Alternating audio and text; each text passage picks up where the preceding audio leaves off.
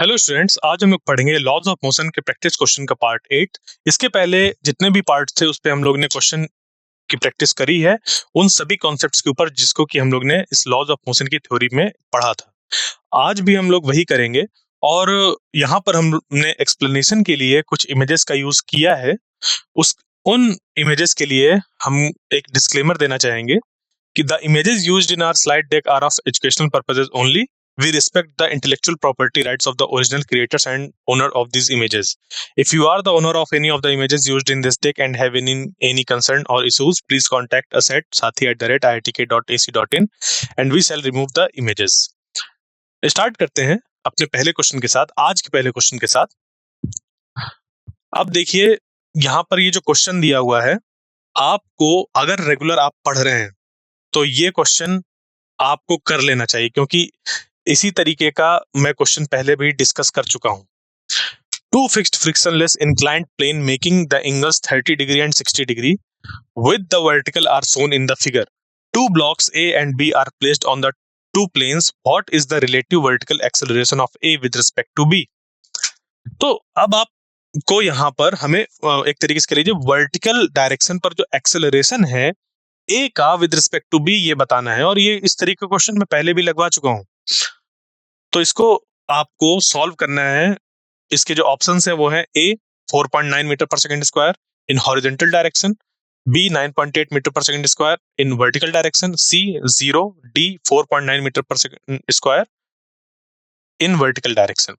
यहाँ पर देखिए, जैसे कि ए वाला ऑप्शन है, देखिए इस पे हॉरिजॉन्टल डायरेक्शन दिया, बट हमसे पूछा क्या, वर्टिकल डायरेक्शन में पूछा है ना, तो ये क्या ये हमारा वाला जो पहला वाला ऑप्शन है वो जो भी पूछा गया है उसके अकॉर्डिंग ये सही है? नहीं, क्योंकि वर्टिकल की बात हो रही है, हॉरिजॉन्टल डायरेक्शन, तो ये तो पहले ही हमारा रूल आउट हो जा रहा है। तो इसी तरीके से भी हमें कुछ चीजों को एलिमिनेट करना होता है जो ऑप्शंस हमें दिए होते हैं। तो मैं अब आपको 10 सेकंड का समय दे रहा हूं, इसको आप सॉल्व करिए, उसके बाद फिर हम इसके सॉल्यूशन को डिस्कस करेंगे।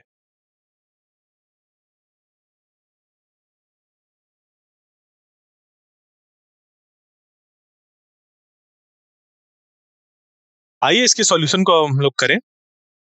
तो यहाँ पर बहुत ही सिंपल सा है, ये जो कॉन्सेप्ट है वो ये है कि हमें इसका एक्सेलरेशन जो है, ठीक है, इसका जो एक्सेलरेशन निकल कर आएगा इस डायरेक्शन पर, उसका कंपोनेंट बताना है डाउनवर्ड डायरेक्शन पर या वर्टिकल डायरेक्शन पर। बात समझ पे आई? इस पे जो एक्सेलरेशन है इस डायरेक्शन पर, उसका वर्टिकल कंपोनेंट हमें बताना है। तो सबसे पहले हमें तो इसका इस डायरेक्शन पर एक्सेलरेशन निकालना होगा। यानी कि हम लोग जानते हैं कि अगर कोई ऑब्जेक्ट वर्टिकल डायरेक्शन पर फॉल होता है, अगर कोई ऑब्जेक्ट इस डायरेक्शन पर फॉल होता है, तो हमें पता है कि इस पे जो एक्सेलरेशन निकलता है वो होता है जी। बट क्योंकि ये इस डायरेक्शन पर मूव कर रहा है और इसके इनके बीच में अगर हम लोग एंगल देखें तो ये बन रहा है 90 माइनस थीटा। लेकिन अगर इसको हम लोग मान लेते हैं, लेट सपोज ये थीटा है, अगर ये थीटा है तो ये है हमारा 90 माइनस थीटा, यानी कि जी का इस डायरेक्शन पर जो कंपोनेंट होगा वो निकल कर आएगा जी साइन थीटा। यानी कि अगर इसको ए मानते हैं तो जो एक्सेलरेशन इस डायरेक्शन पर होगा वो होगा जी साइन थीटा। ये हम लोग ने निकाल लिया। अब उसके बाद इसको भूल जाइए, जो जी है वो भूल जाइए। अब इस ए का, अब कंपोनेंट्स पर इसको ब्रेक करिए, दो कंपोनेंट्स पर ब्रेक करिए। इस ए को दो कंपोनेंट्स पर ब्रेक जब हम लोग करेंगे तो एक इस तरफ आएगा और एक इस तरफ आएगा। ये वाला जो कंपोनेंट होगा इस ए का, वो आगे बढ़ाने की कोशिश कर रहा है इसको, और ये वाला जो कंपोनेंट है इसको डाउनवर्ड डायरेक्शन पर लेकर जा रहा है। तो कितना होगा, इसके लिए हम वही 90 माइनस थीटा एंगल का यूज करेंगे। तो जो ए है, ए साइन थीटा होगा इस तरफ। ओके, क्योंकि अगर हमें इसका इस डायरेक्शन पर कंपोनेंट निकालना है तो हम बोलेंगे इसको कि ए कॉस 90 माइनस थीटा, और ए कॉस 90 माइनस थीटा को हम लोग ए साइन थीटा लिख सकते हैं, और ए की वैल्यू पहले से ही जी साइन थीटा है। तो जो वर्टिकल डायरेक्शन पर कंपोनेंट होगा वो बन जाएगा एक्सेलरेशन का जी साइन स्क्वायर थीटा। ठीक है, क्योंकि इस तरफ है हमारा ए साइन थीटा और ए की खुद की वैल्यू है जी साइन थीटा। इस तरीके से ये बन गया। तो अब थीटा की जो वैल्यू है, क्योंकि दोनों में डिफरेंट डिफरेंट है, एक में 60 डिग्री और एक में 30 डिग्री है, तो यहाँ पर हम लोग देखिए इसको रिलेटिव, जब हम लोग को एक्सेलरेशन निकालना है वर्टिकल डायरेक्शन पर, तो फाइंड कर सकते हैं कि इसका जो एक्सेलरेशन होगा डाउनवर्ड डायरेक्शन पर वो होगा जी साइन स्क्वायर 60 डिग्री, और इधर इस पे जो होगा नीचे तरफ वो होगा जी साइन स्क्वायर 30 डिग्री। तो क्योंकि एंगल बढ़ने के साथ साइन की जो वैल्यू होती है वो बढ़ती है अप टू 90 डिग्री, जैसे हम लोग देखते हैं कि 0 to 90 डिग्री एंगल बढ़ने पर साइन की वैल्यू बढ़ती है। तो जो साइन 60 होगा उसकी वैल्यू ज्यादा होगी एज कम्पेयर टू साइन 30, तो हमने वही किया यहाँ पर, G sine square 60 minus sine square 30 इस तरीके से कर दिया, जिसके कारण से हमें रिलेटिव जो उनके बीच में वैल्यू है वर्टिकल डायरेक्शन पर एक्सेलरेशन की वो पता चल जाएगा। तो ये आ गया। इसको जब हम लोग सॉल्व करें तो यहाँ पर साइन स्क्वायर 60 की वैल्यू जो हो जाएगी, इसको ऐसे कर सकते हैं, जी साइन स्क्वायर 60 डिग्री की वैल्यू निकल कर आ जाएगी √3/2 का स्क्वायर माइनस 1/2 का ये स्क्वायर, ठीक है, साइन स्क्वायर 30 पे ये वैल्यू हो गई। तो ये हो गया जी इंटू ये √3/2 बन जाएगा 3/4, और ये बन जाएगा 1/4। तो इसको जब हम लोग सॉल्व करेंगे तो ये निकल कर आ जाएगा हमारा g/2 यानी कि 4.9 मीटर पर सेकेंड स्क्वायर। क्लियर? आगे चलें अब नेक्स्ट प्रॉब्लम पर। देखिए ये जो प्रॉब्लम है इसमें हमें क्या क्या दिया हुआ है और इस पे हमें क्या फाइंड करना है, पहले उसको समझते हैं, फिर उसके बाद इस पे हम साथ ही में हम इसके कुछ कॉन्सेप्ट्स को बताएंगे की कॉन्सेप्ट्स को, और फिर आपको इसको सॉल्व करना होगा। इस पे दिया हुआ है if m is mass of rocket, r is rate of ejection of gases and u is the velocity of gases with respect to the rocket। Rocket के रिस्पेक्ट में जो गैसेस निकल रही हैं ये उसकी वेलोसिटी है, कहा गया u। Then acceleration of the rocket dv/dt is equal to, ठीक है, हमें dv/dt बताना है कि एक्सेलरेशन कितना होगा। अब rate of ejection of gases का मीनिंग ये है कि जो गैसेस निकल रही हैं उसके निकलने से जो मास होगा वो चेंज होगा, तो उस चेंज होते हुए मास को हम लोग एक तरीके से कह सकते हैं rate of ejection of gases, कि किस रेट से जो गैसेस हैं वो निकल रहे हैं, उसका मास किस रेट से निकल रहा है। तो R is the rate of ejection of gases. तो इन्हीं चीजों को ध्यान में रखते हुए आपको इसको सॉल्व करना है। इसके जो ऑप्शन है वो है ए -RU/M-RT, बी M-RT/RU, और ये जो m है वो क्या है, रॉकेट का मास हम लोग लेकर चल रहे हैं कि शुरुआत में इतना मास था। तो B is equal to M-RT/RU, C है वो हो गया RU/M+RT, और D हो गया RU/M। तो मैं अब आपको 10 सेकंड का समय दे रहा हूं, आप इसको सॉल्व करिए, उसके बाद फिर हम इसके सॉल्यूशन को डिस्कस करेंगे।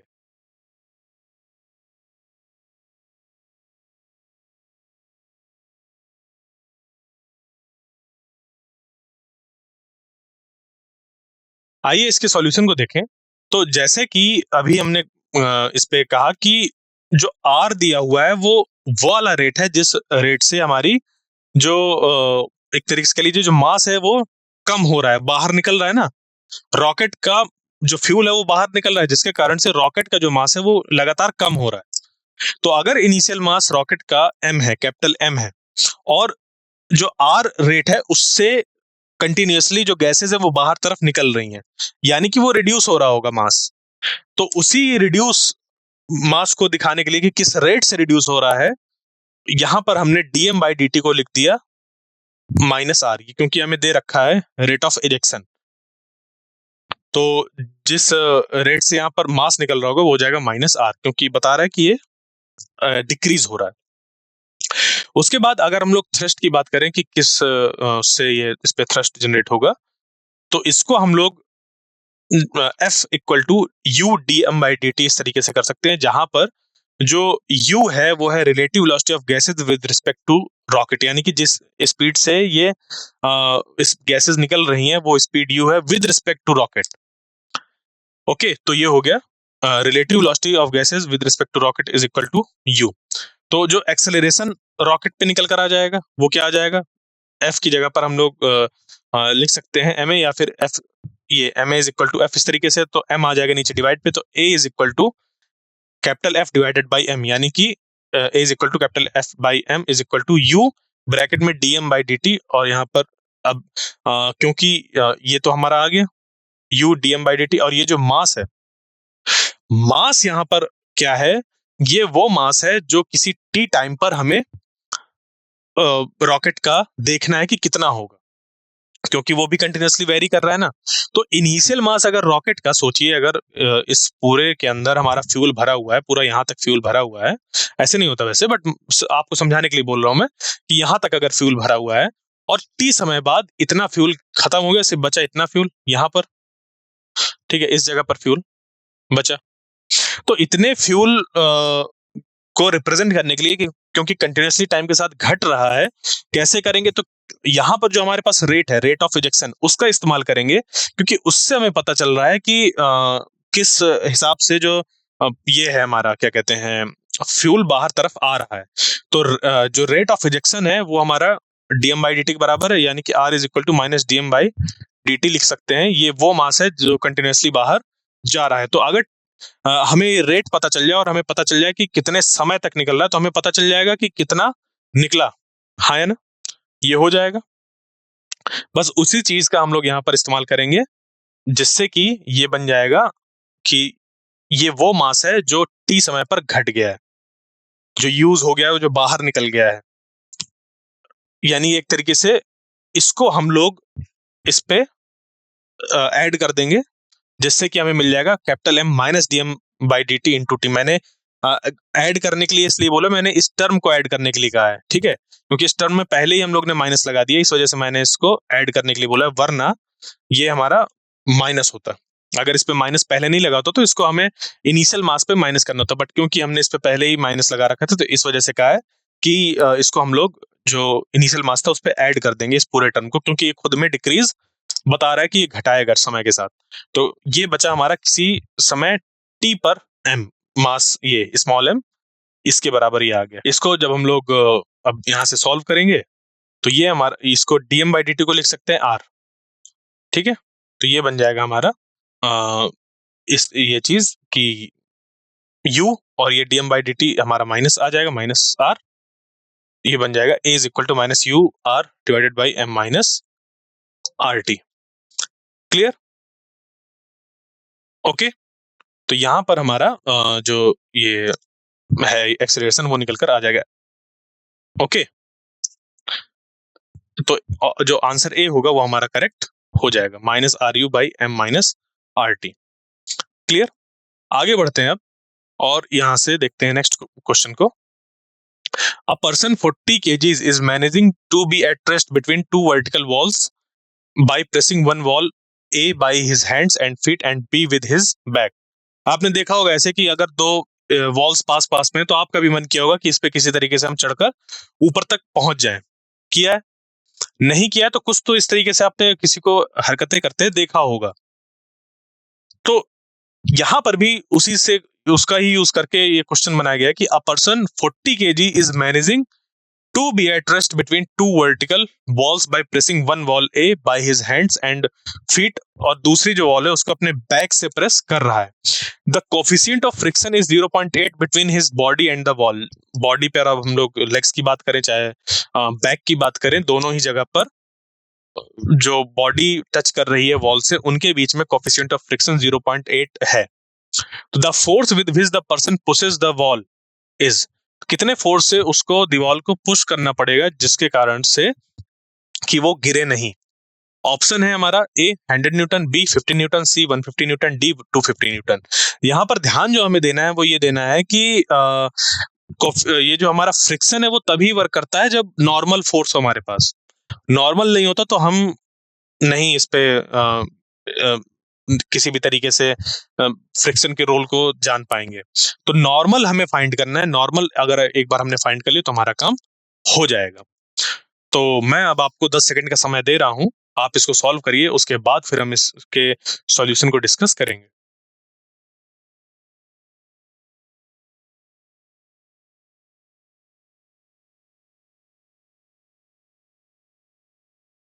आइए अब हम इसके सॉल्यूशन को देखें। तो जैसा कि यहाँ पर हम इस डायग्राम पर देख सकते हैं कि इस पूरे जो आदमी है उसका नीचे तरफ एक वेट एक्ट हो रहा होगा जो कि होगा mg। अब अगर इसने इससे अपने आप को पुश किया है इस वॉल पर, तो वॉल इस पे एक रिएक्शन फोर्स इधर से लगा रहा होगा, एक रिएक्शन फोर्स इधर से लगा रहा होगा, जिसकी वजह से एक फ्रिक्शनल फोर्स ऊपर एक्ट होगा इस तरफ और एक फ्रिक्शनल फोर्स एक्ट होगा इस तरफ, यानी कि इन फ्रिक्शनल फोर्सेस को हमें काउंटर बैलेंस करना है, तो या फिर कह लीजिए कि ये जो फ्रिक्शनल फोर्सेस हैं ये काउंटर बैलेंस कर रहे हैं mg को, तभी वो नहीं जा रहा, यानी कि हम इसको लिख सकते हैं 2 म्यू r1, ये रिएक्शन फोर्स हो गया हमारा, तो ये हो सॉरी इसको 2 म्यू r सीधे सीधे लिख लीजिए, ठीक है, इसको हटा दीजिए, तो ये बैलेंस्ड वर्टिकल फोर्स से हम इसको लिख सकते हैं 2 म्यू r, r1 1 जो लिखा हुआ है उसको ड्रॉप कर दीजिए, 1 r1 और r2 रिप्रेजेंट करने के लिए था, क्योंकि दोनों बराबर हैं तो हम 1 और 2 ये जो इंडेक्स है उसको ड्रॉप कर सकते हैं, ठीक है, इसको नहीं यहाँ पर लिखेंगे, ओके, तो 2 mu r is equal to mg हो जाएगा, क्योंकि ये दोनों रिएक्शन जो फोर्स होंगे वो हमारे बराबर होंगे इस कारण से। तो r बराबर निकल कर आ जाएगा mg बाई 2 म्यू, म्यू की वैल्यू दी हुई है 0.8, पुट कर दिया यहाँ पर म्यू की जगह पर, और m 40 kgs पुट कर दिया, g की वैल्यू पुट कर दी, तो r बराबर हमारा निकल कर आ जाएगा 250 न्यूटन, ठीक है, r बराबर निकल कर आ गया 250 न्यूटन, ये r ये है और ये r ये है इस जगह पर, क्लियर। तो जो मैन है वो 250 न्यूटन से वॉल्स को पुश कर रहा है, ये हमारा आंसर निकल कर आया। आगे चलते हैं नेक्स्ट प्रॉब्लम पर। An insect crawls up a hemispherical surface very slowly, the coefficient of friction between the insect and the surface is 1/3 if the line joining the center of the hemispherical surface of the to the insect makes an angle alpha with the vertical, the maximum possible value of alpha is given by। तो यहाँ पर बात हो रही है कि एक ऐसा हमारे पास कोई हेमिस्फेरिकल सरफेस है जिसमें कि एक इंसेक्ट क्रॉल कर रहा है ऊपर तरफ, तो the coefficient of friction between the insect and the surface is 1/3, यानी कि 0.33 ये हमारा कोफिशिएंट ऑफ फ्रिक्शन है इस सरफेस और ये जो यहाँ पर इंसेक्ट होगा उसके बीच में। तो if the line joining the centre of the hemispherical surface to the insect make an angle alpha, यानी कि सेंटर से ये जो हेमिस्फेरिकल हमारी सरफेस है अगर उसके एक सेंटर को कंसीडर करें तो उस सेंटर और इस इंसेक्ट के बीच में ये जो ऐसे हम अगर लाइन ड्रॉ करें तो ये वर्टिकल के साथ अल्फा एंगल फॉर्म हो रहा है।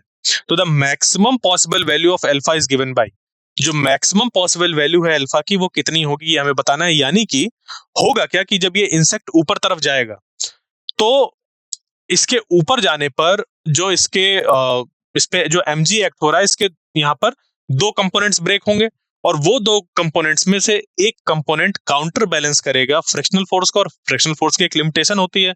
तो जैसे ही हमारा जो कंपोनेंट है वो क्या होगा, एक ओवरकम कर लेगा एक तरीके से कह लीजिए कि फ्रिक्शनल फोर्स को, उसी समय वो स्लाइड कर जाएगा और फिर वापस आ जाएगा कुछ दूरी पर यहाँ पर, यानी कि अगर वो चाहे भी कि इससे ऊपर जाए तो वो नहीं जा पाएगा। तो वही अब हमें बताना है, वही चीज हमें यहाँ पर बतानी है कि क्या होगा और क्या नहीं होगा। Clear. Maximum possible value of alpha, option है हमारे A cot alpha equal to 3, B B sec alpha equal to 3, C cosec alpha equal to 3 और डी है नन ऑफ दीज। तो मैं अब आपको 10 सेकंड का समय दे रहा हूं, आप इसको सॉल्व करिए, उसके बाद फिर हम इसके सॉल्यूशन को डिस्कस करेंगे।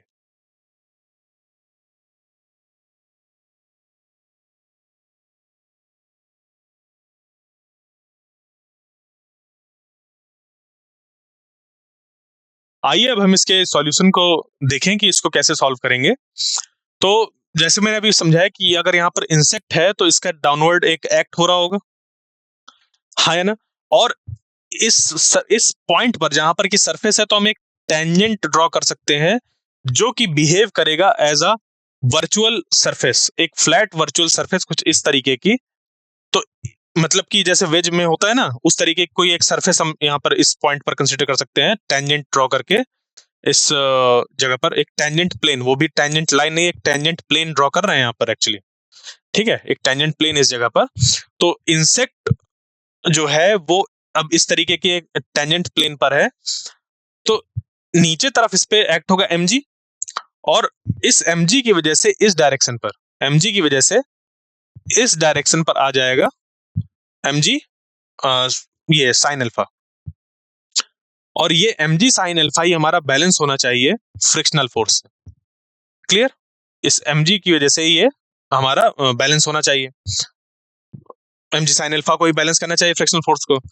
अब जो फ्रिक्शनल फोर्स होता है हमारा, ये अगर मान लेते हैं कि इस तरफ नॉर्मल फोर्स n है तो उसके म्यू टाइम्स होता है, और नॉर्मल फोर्स जो होगा वो उसके इस mg के कॉस अल्फा के बराबर होगा, हाँ है ना। एन जो होगा वो हमारा mg कॉस अल्फा होगा।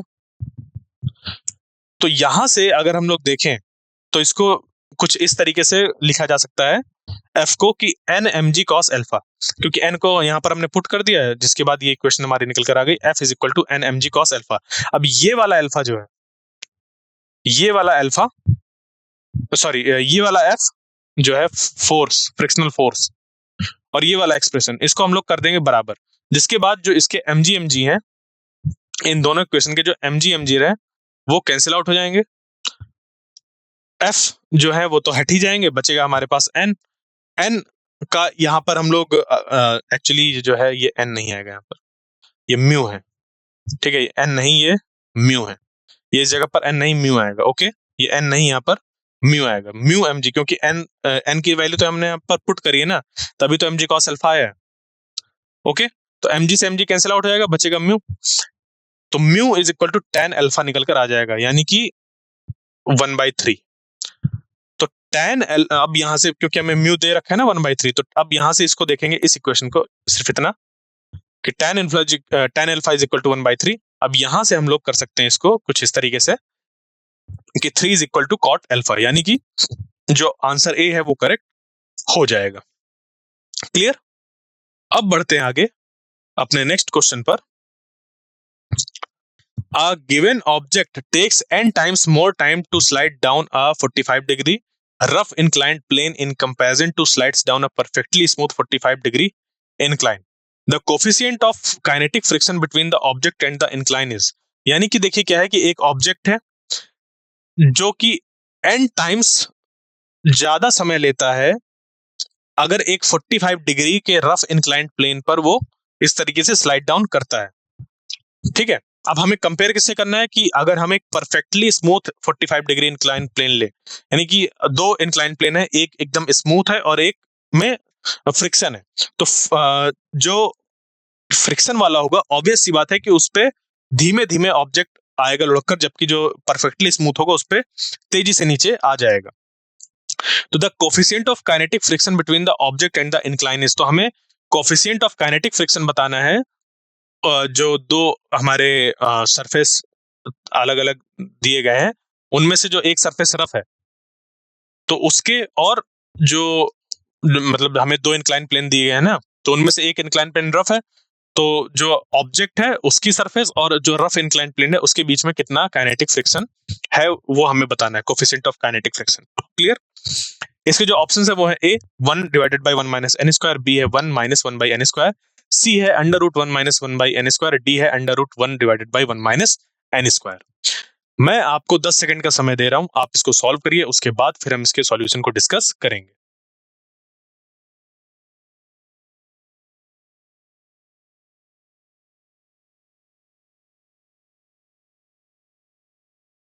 आइए अब इसके सॉल्यूशन को हम लोग देखें। तो जैसे कि हम लोग को पता है कि इस तरीके के हम लोग ने बहुत बार सॉल्व किया है, तो किसी स्मूथ इंक्लाइंड प्लेन पर जो एक्सेलरेशन होती है बॉडी की अलोंग द प्लेन या अलोंग द इंक्लिनेशन, वो होता है ए बराबर जी साइन थीटा, जहां पर जो थीटा है वो हमारा एंगल होता है जिस एंगल पर जो पूरा प्लेन है वो इंक्लाइंड है। मान लीजिए कि इस एक्सेलरेशन के साथ t1 समय लगा और उस बॉडी ने s डिस्टेंस ट्रेवल करी, तो वो हो जाएगा s is equal to half g sine theta t1 square, ये डिस्टेंस निकल कर आ गई, ठीक है। हमने t1 समय मान लिया पहले वाले में, अब जो डिस्टेंस ट्रेवल करी वो तो बराबर ही होगी दोनों केस में। तो अब मानते हैं कि on a rough inclined plane, एक रफ इंक्लाइंड प्लेन है, तो रफ इंक्लाइंड प्लेन में डाउन जो अलोंग द इंक्लिनेशन है उस पे तो एक्सेलरेशन जी साइन थीटा ही था, ठीक है, बट अपोजिट डायरेक्शन पे भी एक एक्सेलरेशन निकल कर आ जाएगा जो कि हो जाएगा म्यू जी कॉस थीटा, जिससे कि जो हमारा रिजल्टेंट एक्सेलरेशन है डाउनवर्ड डायरेक्शन पर वो निकल कर आ गया इतना। अब क्योंकि ये जो जी साइन थीटा है वो नीचे लग रहा था और अपवर्ड डायरेक्शन पर म्यू जी कॉस थीटा लग रहा था, ये नॉर्मल निकालने के बाद उससे निकाला। इस तरीके के क्वेश्चन हम लोग लगातार करते आ रहे हैं। अब इस ए को हम लोग ने पुट किया हाफ ए टी स्क्वायर में यहाँ पर ए आ गया ये, और टी यहाँ पर मान लिया हमने T2 समय लगा, यानी कि रफ इंक्लाइंड प्लेन पर जो समय लग रहा है ऊपर से नीचे तक आने पे वो हो गया T2, और T1 समय हो गया जिसपे ये ऊपर से आ रहे हैं, ये एक स्मूथ में। ठीक है, समझ गए। अब हमने यहाँ पर दोनों को कर दिया बराबर, या कह लीजिए कि इसको डिवाइड कर दिया। तो जब हम लोग इसको डिवाइड करेंगे, इन दोनों इक्वेशंस को हम लोग डिवाइड करेंगे, तो एस से एस कैंसिल आउट हो जाएगा, हाफ से हाफ कैंसिल आउट हो जाएगा, बचेगा यहाँ पर जी साइन थीटा, और इधर बचेगा जी sine theta minus mu G cos theta, और यहाँ पर आ जाएगा T2 square by T1 square. अब इसके बाद यहाँ पर हमें दिया क्या गया है कि रफ वाले में ज्यादा समय लगता है, रफ इंक्लाइन पे आने में ऊपर से नीचे ज्यादा समय लगता है। और कितना समय लगता है? जो हमारा स्मूथ है, स्मूथ में लगने वाले समय का n टाइम्स है, यानी कि वही चीज हमने लिख दी कि T2 बराबर NT1। तो T2 square by T1 square अगर हम लोग निकालना चाहें इसको इससे, तो दोनों तरफ हम स्क्वायर कर देंगे, तो बन जाएगा T2 square is equal to NT1 square, फिर T2 square divided by T1 square हो जाएगा N स्क्वायर। तो अब ये जो हमारी ये वाली जो ये एक्सप्रेशन है, इस एक्सप्रेशन पर T2 square by T1 square की जगह पर रख देंगे N स्क्वायर को, पुट कर दिया हमने, तो ये बन गया N square is equal to sine theta divided by sine theta minus mu cos theta. यहां से अब इसको अगर हम लोग सॉल्व करें म्यू के लिए, तो म्यू बराबर N square minus 1 divided by N square into sine theta by cos theta निकलकर आ जाएगा। क्लियर? यानी कि ये हमारा एक्सप्रेशन बन गया। अब यहां से हम लोग के पास म्यू आ गया, इसको थोड़ा सा अरेंज करेंगे और जो थीटा है उसकी यहाँ पर वैल्यू पुट कर देंगे। थीटा जो दोनों केस में 45 डिग्री ही है, तो 45 डिग्री ही हम लोग ले रहे हैं। साइन हो गया ये 45 डिग्री और ये कॉस हो गया यहाँ पर 45 डिग्री। साइन 45 की वैल्यू 1/√2, कॉस 45 की वैल्यू 1/√2, यानी कि ये पूरा जो टर्म हो गया वो 1 हो गया। तो बचा क्या हमारे पास? सिर्फ N square minus N by N square. इसको हम लोग क्या करें, अगर एन स्क्वायर से दोनों तरफ डिवाइड करा दें, तो ये N square by N square बन जाएगा 1, और 1 बाई एन स्क्वायर बन जाएगा 1 बाई एन स्क्वायर। तो 1 माइनस 1 बाई एन स्क्वायर ये निकल कर आ गया इसको डिवाइड कराने के बाद, यानी कि mu is equal to 1 minus 1 by N square निकल कर आ गया ये एक्सप्रेशन। ठीक है, यानी कि इस तरीके से जो हमारा आंसर बी होगा वो करेक्ट हो जाएगा। क्लियर? आई होप जो आज का लेक्चर था वो आपको समझ पे आया होगा। मिलते हैं नेक्स्ट लेक्चर में, तब तक के लिए धन्यवाद।